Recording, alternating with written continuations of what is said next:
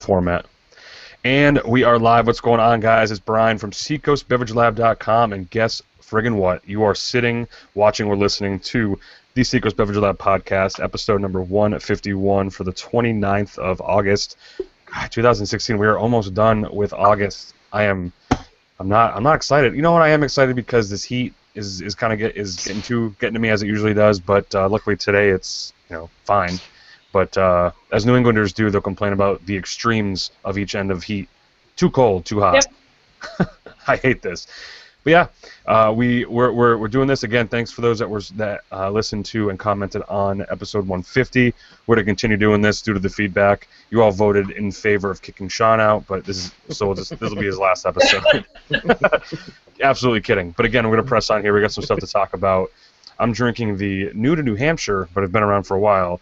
The Citizen Cider, the Lake Hopper. Ooh. I say new to New Hampshire, but I picked this up in Maine because Maine had it first. Really? Yes, I picked it over at my usual spot, Spruce Creek Provisions. Gotta love that place. I have seen that cider, but at the beer store near me in Topsom, they put that cider near the register. So I've already picked up lots and lots of beer. By the time I get up and I see the Citizen Cider, I'm always like, that sounds interesting. However, I'm already blowing $100 on the beer that I just put together. Right. And maybe next. So you'll have to. Do you like it? Because I could actually pick that up on my way into the store and incorporate it into my store buy. Yes. I enjoy all the Citizen Cider stuff. There isn't one that I don't like. My biggest my favorite is the Dirty Mayor, which is a ginger one. But all theirs are greats. It's good to have them, and it's nice to have another cider, just not necessarily competing with, but just to hang out with, North Country and all that. It's nice. Yeah, I'm very different style than North Country. Yeah, for better or worse. Yeah, no, just different.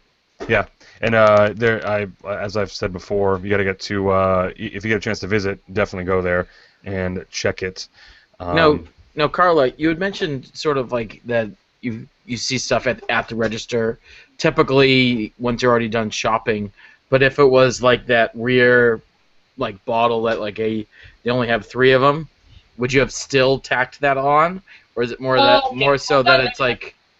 I've definitely done that because they also put up either really rare releases or oddballs. Like I picked up Dogfish Head's Higher Math there at the at the checkout, but it depends. But I've seen the Citizen Cider there a bunch of times, so I got the impression in my head that it wasn't a rare release, and I just keep going, oh, next time. And so what I really need to do is actually just. But I also I like cider, but I'm not like a year-round cider person. I'm a fall cider person. I love it in the fall. Yeah. Guess what's coming up soon? Hold on. I know it's on its way. And to kind of go the opposite of that, one place that does this a lot is Prost in Hampton, and I remember. I think a couple times when I was checking out, I see, whatever is newly released on the shelf at the register, and I put beers back. I go in there with the plan. I'm either going to spend this much or take this much home, and if that bottle at the register is one too many for my carry, I put something back and kind of substitute it in.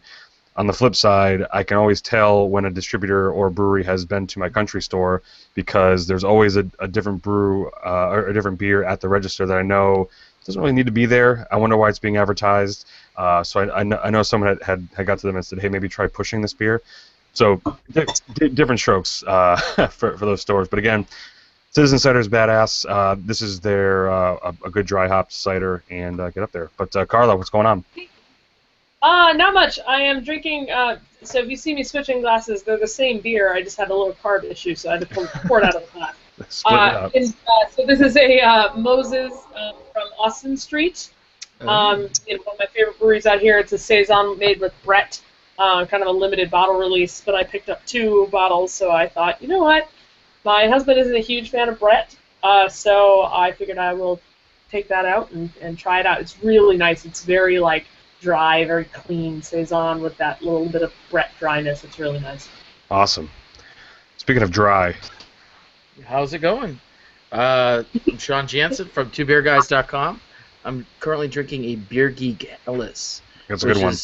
the collaboration between Jack's Abbey and New England Brewing. That's real good. Nice. How is that?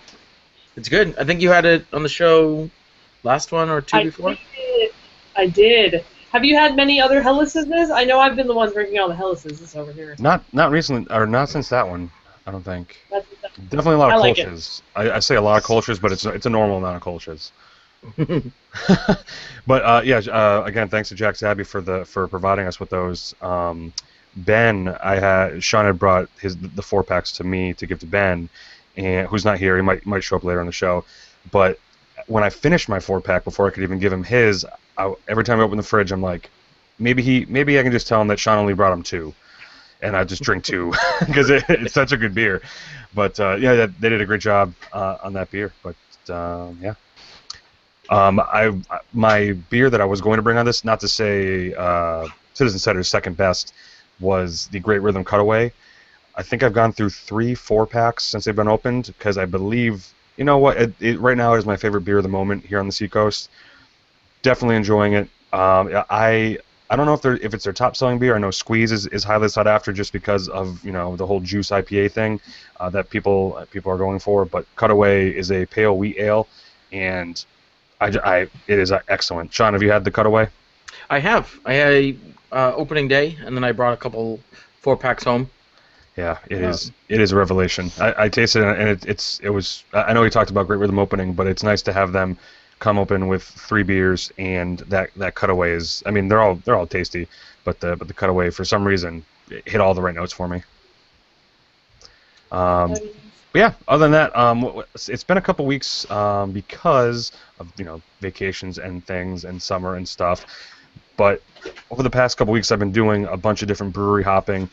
This past weekend, I went down to Western Mass to homebrew with at Rick Brews on Twitter, aka my dad, and we brewed a session IPA with a Northern Brew Kit, which was both of our first time doing that. We usually used to doing partial mash, but we went backwards and went to kit brewing, which was fine. Brew was good, the brew went well. It is currently bubbling, so that's all good stuff. And Rick Brews recently invested in a kegerator, which makes things super a lot easier. Meaning my mom, not Brenda Brews, but doesn't have to bottle. So she is super happy that she doesn't have to bottle, and it's just one keg going in there. But he had 2 homebrews on. He had the coffee milk stout, and a Irish red that were just good stuff. And I now know why I don't own a kegerator, is because I would just constantly get up, walk over, and just too easy to pour one. It's too easy. Yeah.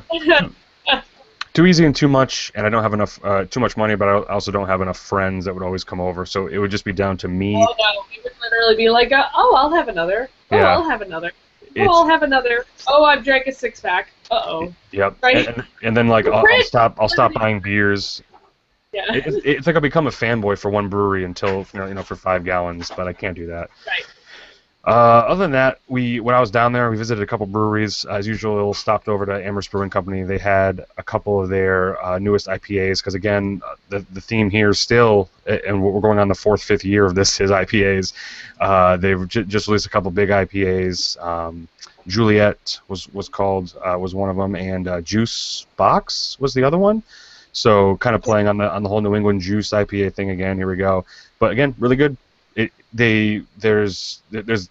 We might be at a plateau of taste where I tasted their beers and I'm like, tastes a lot like this beer that's also called this, that might also be another beer. So it's unless you have like a Todd Mott palate, you might not be able to tell the big differences between these IPAs. But good is good for me, which is a weird thing to say. But if it's good, I'm not going to say it tastes like this beer.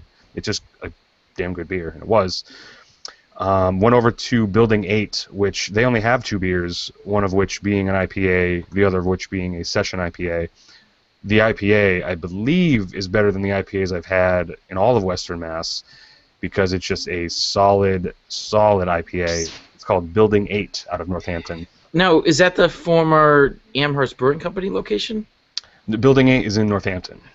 Oh, okay. Yeah, which is it's actually in an old silverware making factory, which my great grandmother used to work for, grinding knives when she was like in her teens. What? I think you talked about that brewery before. Oh yeah, I talked about it Yeah, before yeah. because I believe it has some sort of connection back to Moan and Dove and High Horse. Okay. Yeah, so it's kind of that, but really good stuff. It's just if you get a chance to go, it's a place you just go to get a couple quick tastes and a 4-pack to go, and then you can find them on tap. And I believe they send their building or their IPA, which is called the IPA, they send it out to as far as Julio's and all the way out to the craft beer sellers in Mass. It would be funny if it was in an old like Building 19 building, and they just kind of Cut in half. Yeah, I don't know, like it could have been like the Building 19 and 1/8 one. So. Right. Yeah. But so I liked that, and then right after that, I went over to in Florence, Massachusetts, is a brewery called Brew Practitioners, Ooh. which I don't believe they have beers on tap anywhere else.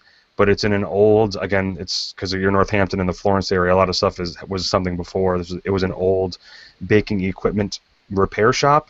So it was this huge steel building with these like skylights and these huge eaves. But if you look on my Instagram, there's a photo. But they're practitioners. The whole thing is it's like a science. Their tap handles are kind of like the elements. They're all spelled out in the elemental table of elements. Oh, cool. But the beers are great, and they did a little thing that I want to get your opinion on. I happen to like this thing. So they have their 6 standard taps, as a brewery does, and then they have 3 taps that aren't just pilot batches, but I had it in my head what they called it, but it's basically they put 3 beers on, and then they give it to us, the consumer, to tweak those beers. Fill out a comment card. What do you like? What would you change? Oh, cool. And then they change it. And then if basically all the votes say get it off, they just take it off and put another one on. And they said 2 of the beers that are on the all-around rotation now were voted on. Oh wow! And tweaked by the customer, so it eventually makes its way to the big leagues. So it's kind of like Yeah. It was like when Sam Adams used to do the People's Choice. Yeah, and there's some breweries that are doing that with full beers, but I just figured as for a brewery obviously any brewery will take an opinion about a beer, but the taps are there specifically to say, hey, what would you do? Help us, make a beer that's you guys want. That's cool. Yeah, I check it out. It's Brew Practitioners in Florence, and then after that you are in Western Mass, and you're like, Treehouse is Western Mass, but if you keep going west, and that's that. A couple other things. Again, visited Great Rhythm. I visited Liar's Bench again because they got some good stuff. This is gonna kind of hop into some news because as I'm thinking about it, so I don't forget it. There's been a bunch of moving and shaking as far as brewers in Portsmouth have been going on. So, what's that? Give us the rundown. Yeah. Oh boy, it's tough because it's like this. These people moved here. So the assistant brewer that started at Tributary, Sean, hit me with the name. Jeff Goodnow. Yep. Formerly of Victory, is now the assistant brewer at Some in York, Maine. Nice. The 2 brewers that took over when Dave Sokolsky left Blue Lobster, when Blue Lobster closed down, they went to work for Todd, and now they're the assistant brewers at Tributary. Okay. Both 2 Ians, Ian and Ian. Yep. Very very well spoken by the brewers I've talked to. Even the ones at Liar's Bench, Throwback, they always talk about the Ians. You got to get the Ians on board. So looking forward to that. So now it's Todd and a couple of Ians. Lastly, Kieran, formerly of Portsmouth Brewery, is now an assistant brewer or a brewer at Liar's Bench. And I found that out by saying, hey, that's Kieran from Portsmouth Brewery. When I was at Liar's Bench, then I kind of doubled back to, I think it was a Facebook post by Liar's Bench saying, welcome, Kieran. Oh. So a lot of moving going on around here. It is neat. And then a brewery that was where Blue Lobster was, if those had a chance to get up here for its time, a brewery called 4 Pines is opening up in that location this Thursday. So, Four Pines is going to be operated by the owners of Community Oven. Yes. So I'm hoping to get there on Thursday. I don't really have much going on Thursdays, so it'll be interesting to see what they're brewing, who their brewers are, and how they're kind of handling it being owned and operated by the place attached to it. who knows if they're gonna have a direct line to their pizza place, but I don't know. A lot of this ties back to Blue Lobster somehow, which is like it's a tangled web we weave. Exactly. I just thought it's interesting having what I get for not being on Facebook is I get all this information at once, even though this has been spread over a couple weeks. But what are you gonna do? So good luck to everyone that's moving around. I'm very excited to see Dave get that kind of help up at Sun Brewing, because Ben and I went up there a couple weeks ago and they got the space. They're brewing great beer. Now if you have the power of Jeff and Dave together, it's like Captain Planet. Great. They also have another brewer too. Yeah. Yes, I forget the name though. You do too, don't you? Exactly. Good stuff. See, he's the invisible brewer. Oh my God, it's a 12th man. But other than that, I've gotten into a weird obsession in the past couple weeks, and it has nothing to do with beer.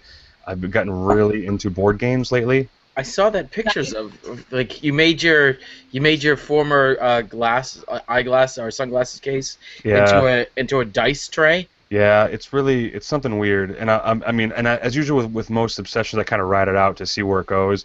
And this one is I think going to stick for a while. My wife and I were in the game store here in town, and as we usually do, we go there to look at puzzles and some other stuff. But as with most gamers I know, board gamers, they only know the party games, the catchphrase, the Cards Against Humanity, the apples to apples, things like that. But they showed us this new whole shelf they have of things called co-op games. And I'm like, what's a co-op game? And they're like, get this as a thing. You play with someone, you don't play against someone. And I'm like, what is this? I'm used to sitting across from someone. Right, you're just trying to beat the game, right? So right. You're trying to collectively defeat the. So there's a YouTube channel called Tabletop you should follow. I'm on it. Got it. Yep, that, and it's Tabletop. Formerly of Star Trek. Yes. So, and that's where I was heading, because they showed us this game called Pandemic, and I'm like, oh boy. Yes. I mean, it looks great, and I'm like, okay, but before I buy it, I need to go home and watch it. And literally, Carla, the first video I watched was Geek and Sundry doing Tabletop, and it was him playing that game for an hour, and my wife and I were like, why didn't we pick it up? Because now we want to play it. Flash forward, we picked it up the next day. It's such a cool game, and it's one of those games where if you want to play it by yourself, you can. And I did. I've played it twice by myself. It is a super cool game, and then that spawned onto a couple other games that are like solo-ish games where someone's out of the house, or you want to play something really quick, you can. So keep an eye on my YouTube and Twitter as I kind of like rediscover board games, because I've heard the games like Settlers, Catan, Ticket to Ride, Sushi Go. I've just heard of. So I'm now trying to be like, wow, I can put down the video game controller and like touch pieces and move things around. Like it's a weird calming feeling that I obviously don't get from a video game. A quickie, Timeline is really fun because it's essentially just a deck of cards with like events on them, and you have to like try to put them in order versus the person that you're playing. And I think that there should be a beer version of Timeline. Like here's when Valentine Ale first came out. Here's when Carlsberg Brewery opened. Here's when the first Sam Adams beer got poured. I think that would be really fun. Oh yeah, I'm looking at it right now. Yeah, they have all different like kinds. There's ones for like history and inventions and news and crazy stuff, but you can mix them all, which is really fun. So I just think it would be really fun to have a beer one and make a beer one, because there's so many dates. I mean, you could have the Portland Rum Riots. You could have the Maine Law. You could have the repeal we can do a program. Kickstarter for that. Get like a print and play version going here. That sounds like a good idea. But yeah, and I mean, again, we're off topic of beer, but Board Game Geek is a freaking crazy, weird wealth of knowledge, and that's just like I've been kind of hanging out there and seeing what people are talking about for games. But I'll mention again in the events, but this weekend in Portsmouth, there's the Portsmouth Board Game Day. So it's at Diversions in Portsmouth, and it's basically from 11 to midnight. You can bring your own games, pick any game off the shelf, play it all day. So you might see me there. Unfortunately, you can't drink beer there, which I guess makes sense. At Acadia, though, they have board game nights where they teach you to play different games. So you can go at Acadia Arcadia, Portland, and they have certain nights where they go, oh, tonight we're going to teach you how to play Dominion, and tonight we're going to teach you how to play Settlers, and whatever. And you drink beer, and they walk you through a game, and then you can play games with people. So it's definitely not a rare overlap. The people of different geek communities, the beer geek community, the gaming geek community. Getting together. Yeah, and I'm literally gonna put that on my list because that'd be something cool, especially teaching you, because obviously you can watch YouTube videos till your eyes burn, but it'd be nice to actually someone just tell you. Yeah, you gotta do it. And check out my Twitter, because I just played a game, which is why I don't have my cutaway, because I drank the cutaway during it and I lost big time during the game, but it's some good stuff. newobsessions.com/bevlab. No, that's it for me, pretty much for the past 2 weeks. I know it's been a couple weeks. Carla, anything crazy? I don't think we talked about the big one, the brewery that opened. I think I told you guys that it was going to open. I'm not sure if I told you that I went. It was really fun. I've been helping out a little bit. I've been helping out with some of their social media and whatnot. So I've also been lending a hand where I can. But they're rolling really well down at Dirigo and Biddeford. And we were talking a little bit before we came on air. They do have growlers available. They have a tasting room where you can taste samples of 4-ounce samples or the 10-ounce or bigger ones. Nice.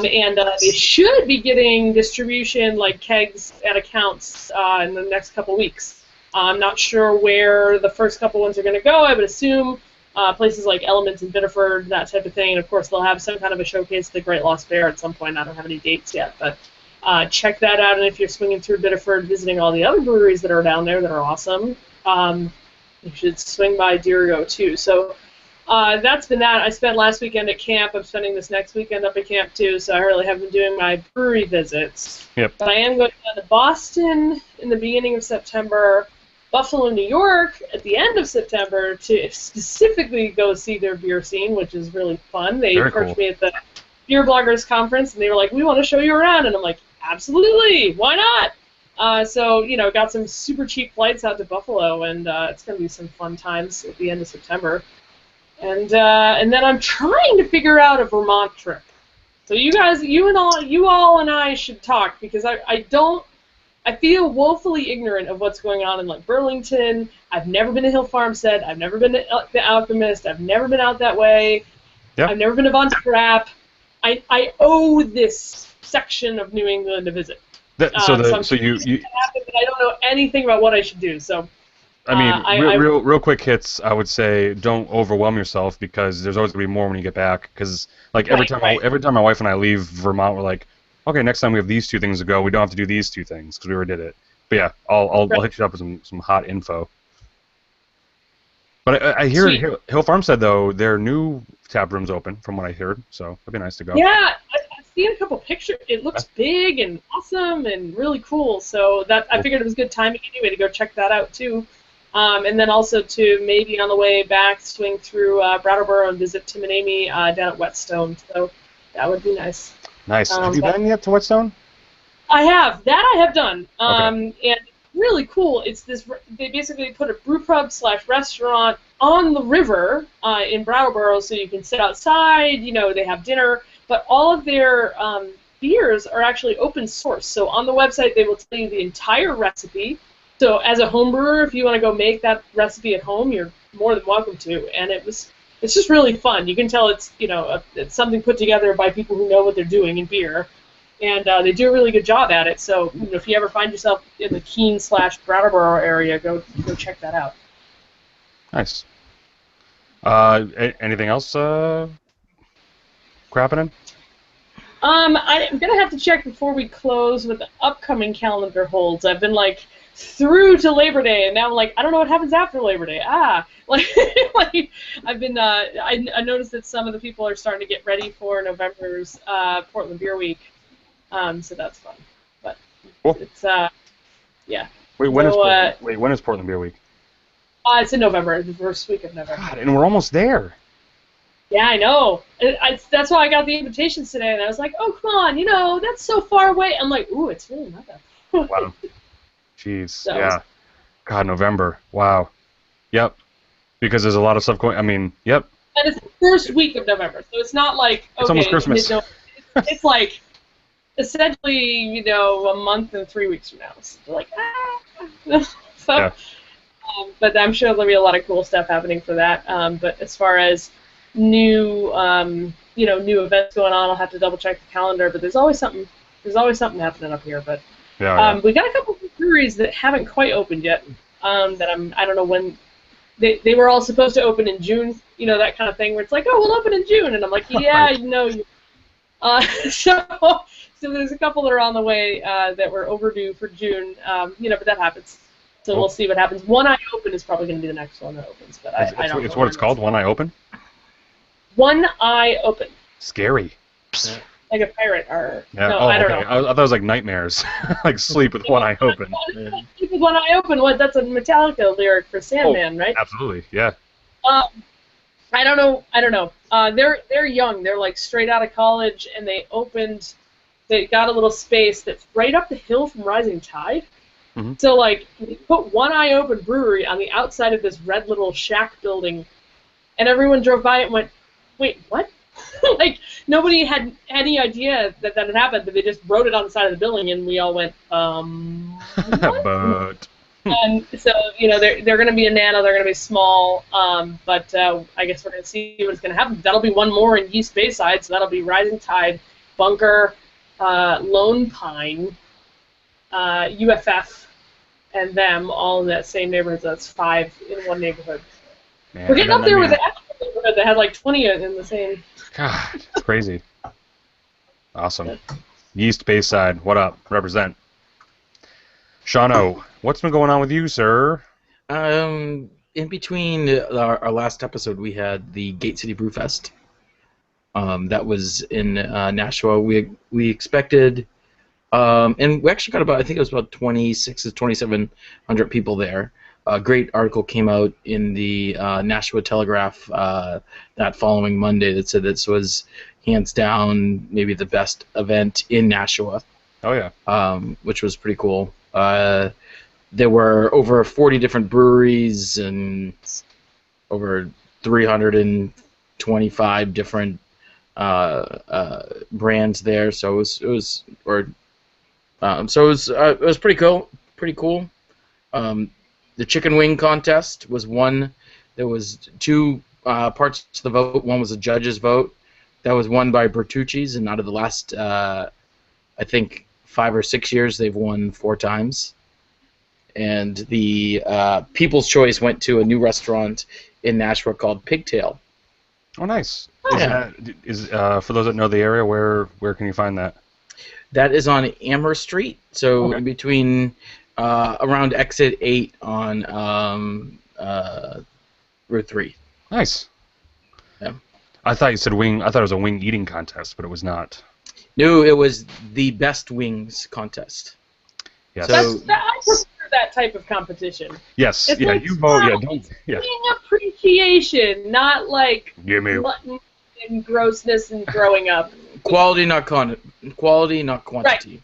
Quality over quantity. I like that. Exactly. What else you got up to, Shano? That's it. Good Lord. Look at you. I went to Throwback on Saturday. Oh yeah. I went Friday. What'd you try? Anything good? The Oated IPA. Lucky. Is that what it is? Didn't think I had that. I had the one called Sunflower or something. I saw that. That was all right. Yeah. And then I had something else. That was also all right. Oh, I know. Beers are good. They had Spicy Bohemian on draft. I was nice. strongly considering it. How spicy was it? Oh, did you not have it? I didn't have it. I was strongly considering it though. I love how variable that beer is. Like between like bottled, it's whatever the peppers are that particular year. That's a beer brewed obviously with jalapenos in it. Yeah, and that's a good thing too. I've enjoyed it at its hottest, and I've enjoyed it at its mildest. Right, and that's a good thing too. It'd be different if it was a beer that shouldn't have variability between batches.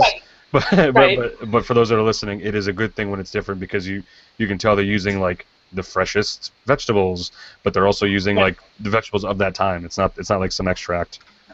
Sean, it's not a standard extract. If I may press you for information, and if you don't have it, don't tell me. What do you know about the Throwback canning line? Anything? You can just say no. Well, I do know a couple things. They've had the canning line for a while. Right. Probably at least 6 to 9 months they've had the canning line. Their cans arrived about 2 months ago, and they put them in the rafters.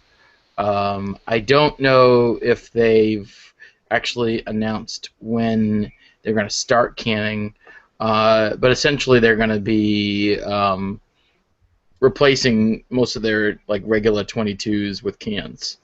Oh, cool. I like that. Yeah. So I'm just letting the train roll by, is all. Little train action. Little train action, I'm saying. Yeah. So BM Watts was telling me, while we wait for Carl to get back, we'll talk some news, but BM Watts was telling me he was at a place called Pub 319. This is probably his news that he would talk about if he was here, but Pub 319 newly opened in Somersworth, which I believe is run by the Mambo people from Portsmouth. Portsmouth? Okay. Yes. He saw a... Mambo? Yeah, so Mambo opened up a pub in Somersworth called Pub 319, which is kind of right by... It's right on Main Street, and I believe it's called Main Street, or Market Street.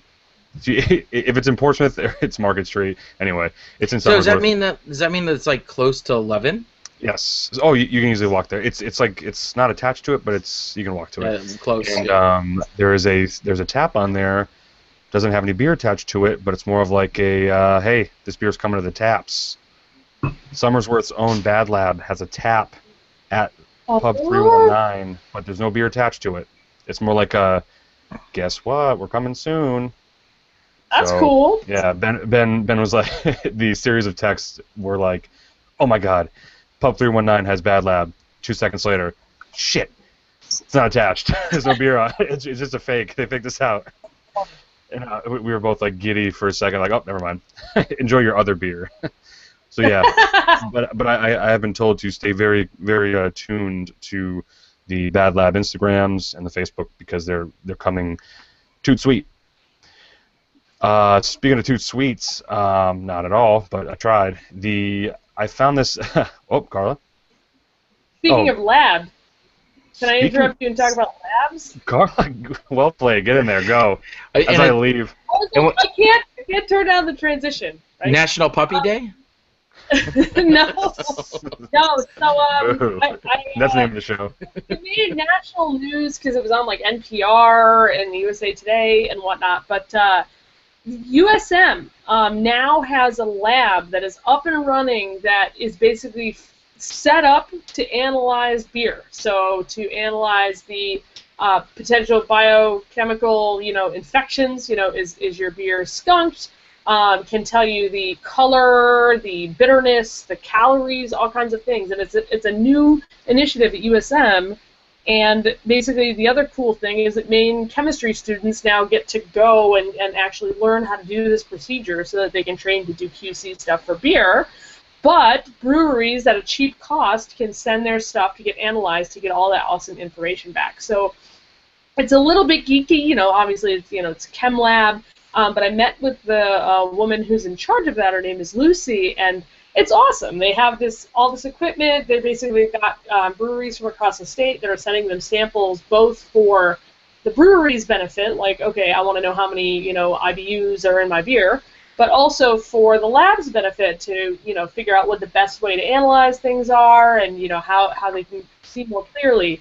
And they even have something that's called a flow cytometer, which basically takes beer and it narrows down the flow of beer to one yeast cell at a time, and it actually images and counts the yeast. So when you're looking at the health of your yeast, you can actually get a count of your healthy yeast cells. So it's really fun. It's a pilot project, so it's one of those things that, it's a win-win. It's a win for the university. It's a win for the folks that are using the testing services, but it's just really cool. And I know this because I'm a science geek, but a lot of small breweries can't afford to install some kind of a QC thing like that in their own brewery. It's expensive. The equipment is expensive. You have to have people who are specially trained to do it. And then sending away to major labs is prohibitively expensive for a lot of little breweries. So this is a new model really for a community who wants to test their beer. They want to, kind of see where they're at, or they just want to learn more about the process. And it's a total win-win. So I'm really excited about it, and I hope that it goes well. But so far, so good. They've got, at least a dozen breweries that are using their services right now. and I'm sure more will follow now. After this national press, but. Just a shout out to these guys at the University of Southern Maine, and you can check that out. I threw a link in the show notes as well, so Awesome. you can read a little bit more about that. So yeah, it's cool because it's like, and it doesn't get into how if it's free help or not, but it sounds like it would be for the brewery. Because I mean, even down here, was that cheap? Yeah, it's cheap. So it's like $25 per test. When you send in the sample, it's compared to buying that equipment yourself or sending it out to a national lab, it's like insanely cheap. Yeah, I mean, and now there are some breweries here that were sending beer to other breweries to get tested. Now this could also help other students kind of learn. I like the Circle of Life thing going on here, and I want to see that yeast. What is that called? That slow down yeast. Flow cytometer. That's invented. It got invented originally to count blood cells. So you could put blood through it, and have a count of white and red blood cells because it images them all. There's a place in Upper Maine that uses it to look at plankton. So it takes a picture of each plankton as it goes by, which is really neat. But it's but now they're going to try to use it for yeast counting, which I just think is really neat. Nice. That's so cool. Finally, beer is getting more mainstreamed. Cut it right there. Take me out of context. Getting more mainstreamed into education because usually, for what people don't know, a lot of brewers have a chemistry background that doesn't really involve beer, but it just involves chemistry. But now we're getting more degrees in that, which is awesome. Right. And that can set up, and as these breweries go bigger, they'll have positions for people who are in that kind of chemical position. So it's they're also training that future workforce for the people who will take those positions. Yeah. Which is awesome. Yeah.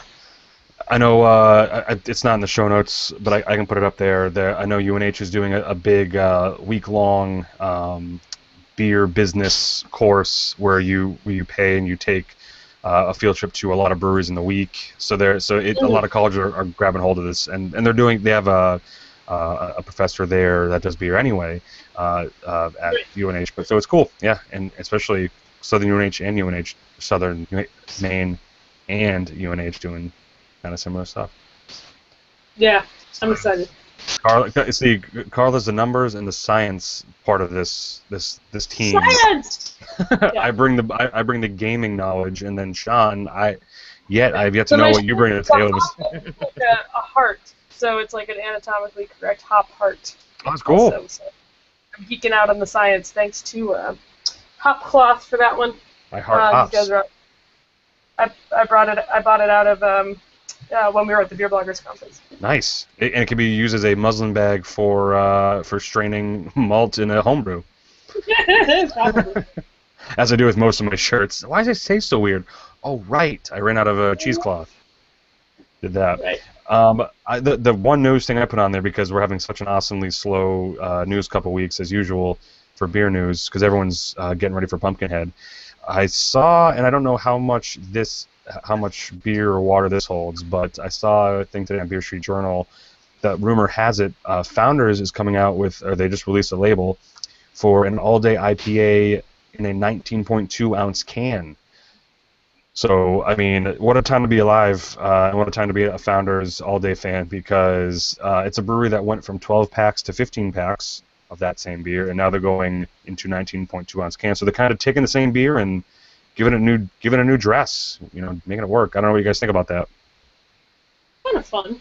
Yeah. 19.2 ounce cans. What were Mo Mountains cans back in the day? Like, are they fat? Are they tall and skinny? Like, I don't have a good idea of what a 19.2. Shano, what were Mo Mountains cans back in the day? Those are big. Yeah, they might have been 19.2s. Yeah. Oscar Blues has a 19.2. Yeah, they have a big one, right?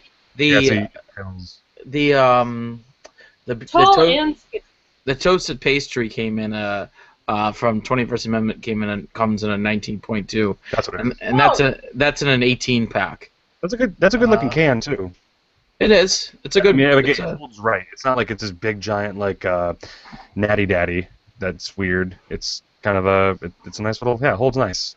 Definitely, if they're doing a 19.2, it's meaning like they want to be in the door that's for like people getting singles.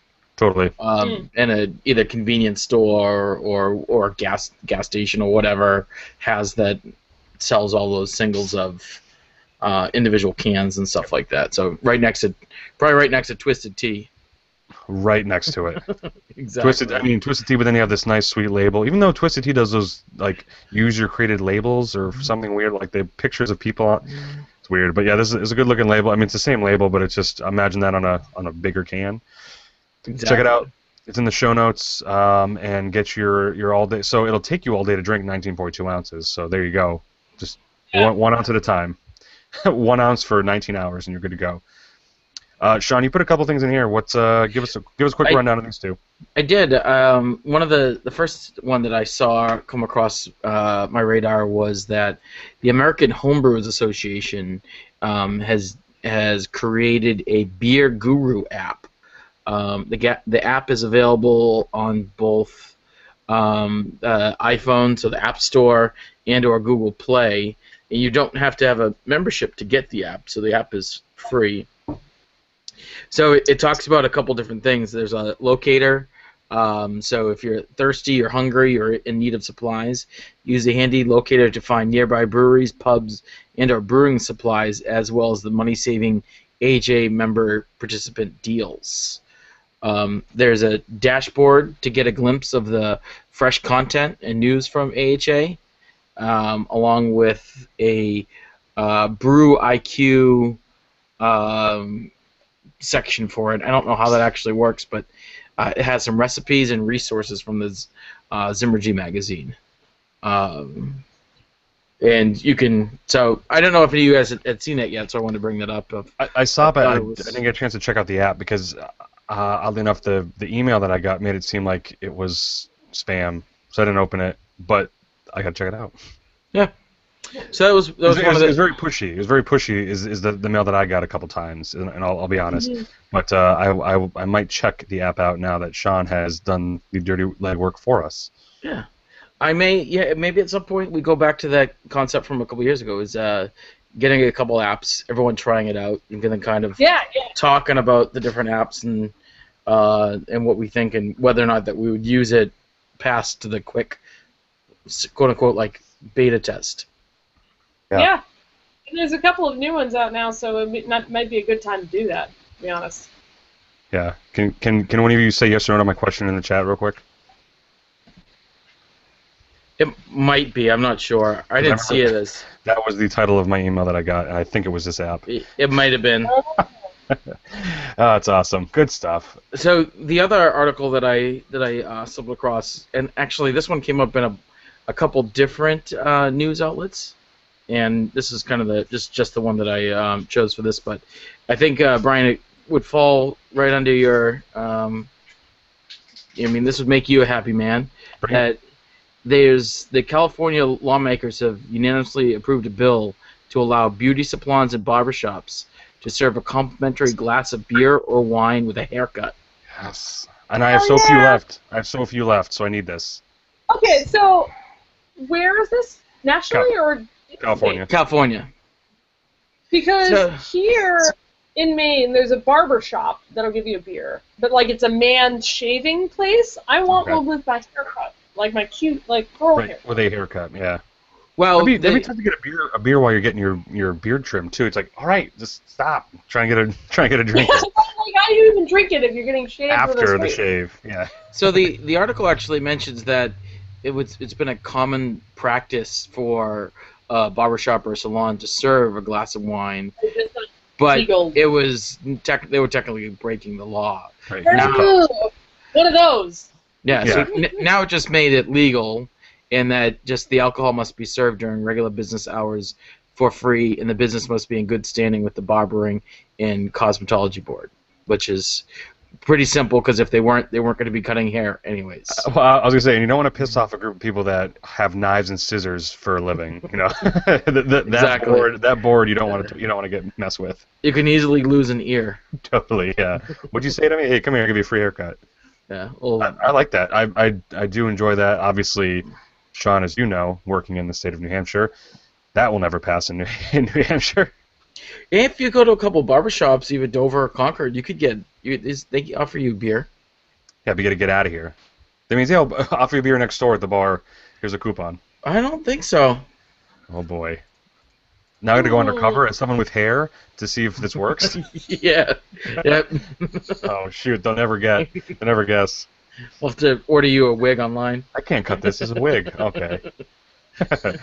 Yeah, but that would be pretty cool. And yeah, I've seen these like sports bar or sports like TV kind of barbershops, but I just go to the one that I've been going to, and it's the barbershops that soak their stuff in vodka or like the alcohol. Like it's this weird like here we're gonna. As long as you're not drinking from the blue jar. With That's what I'm saying. Yeah.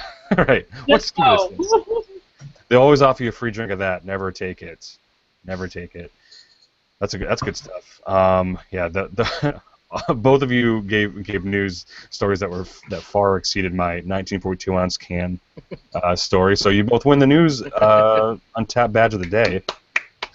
Give yourself a pat on the back. But that's going to do it for this episode of the podcast. I know we're coming hot on Labor Day. We might have a show next week. We might not. But again, we've kind of switched gears to we're not going to announce when we're going to go live. We'll kind of record the shows as we can since it's summer, and you'll just be able to download them and watch them as long as you subscribe to the MP3s or the other YouTubes. Keep an eye on the YouTubes as well because I'll be drinking beer and playing board games as I discover this new weird obsession of mine. And watch it fade out in a fiery crash in a week or so, because that's how those things go. No, I'm holding on to this one.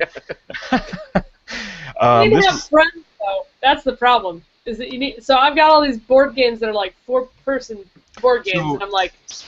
We got to talk because I have no friends either.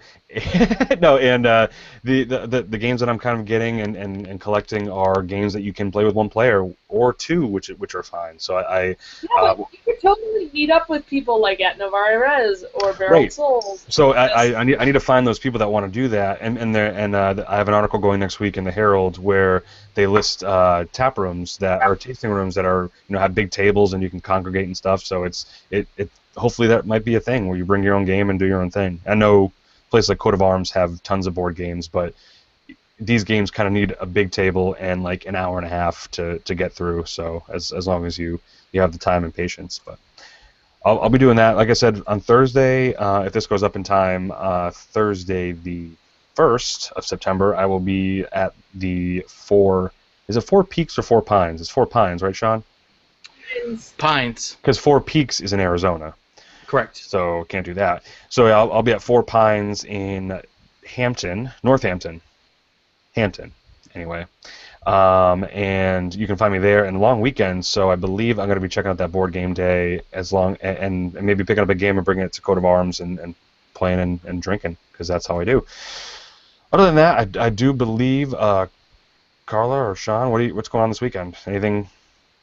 I'm going up to camp again with family, so I'm going to be incognito. But you just mentioned the Coat of Arms. You know what's across the street from the Coat of Arms? Parking garage. No, on the other side. Oh, Gillies! It takes cards now. It takes credit cards after 104 years. So anybody who's ever hung out in Portsmouth, New Hampshire, if you've gone to the Coat of Arms and gotten drunk, you've walked across the street to Gillies and gotten yourself a wonderful. Taste is so wonderful when you're not sober hot dog. And they only took cash. And I had a friend that every single time he would go, let's go to Gillies. And we'd go over there and he'd go, can I borrow a couple bucks? Every time. Right. So the fact that they take cards means that my friend Bill can now pay for his own freaking hot dog. Oh, God bless. Well, they have their own ATM machine too, though. Yeah, but still, it's like the whole waiting. It didn't forever. You used to have to walk up this sketchy ramp like up around the corner. Back in the day. Starbucks back area. But yeah, no, and I would love to see this in practice because I can only imagine the fight intensity level increasing when someone's trying to swipe their card the wrong way and everyone's behind them yelling at them to get their burger out.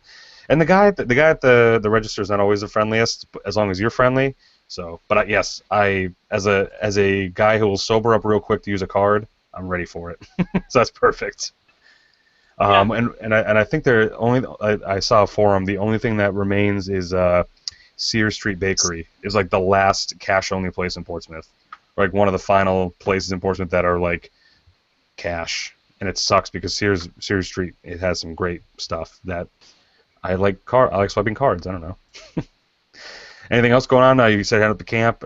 Just camping it up. Mister, you went to Pill's hat. What's up? Nothing. All right, we'll see. Well, that's gonna do it for Nothing going on. Awesome. What's a good thing? It's a long weekend. You're gonna hang out by the North Shore and see what's going on. Exactly. Before we go, Sean, I went to a place called The Point in Newburyport. Yep, not too far from Amber's work. Thoroughly enjoyed that, and now you just gave away Amber's work location or vicinity. So the vicinity, yeah. Get it? No, I did enjoy it. Cocktails were good. I took Rick Brews and the fam there, so it was nice. And is there a patio out in the back? I sat at the bar. Okay. But it's super bright. I like it in there. It's neat. Yeah. I guess on that note, The Point's awesome. So again, raise a glass. That's the end of the episode 151 of the podcast. And like, subscribe, tell a friend, and cheers, guys. Cheers. Yeah.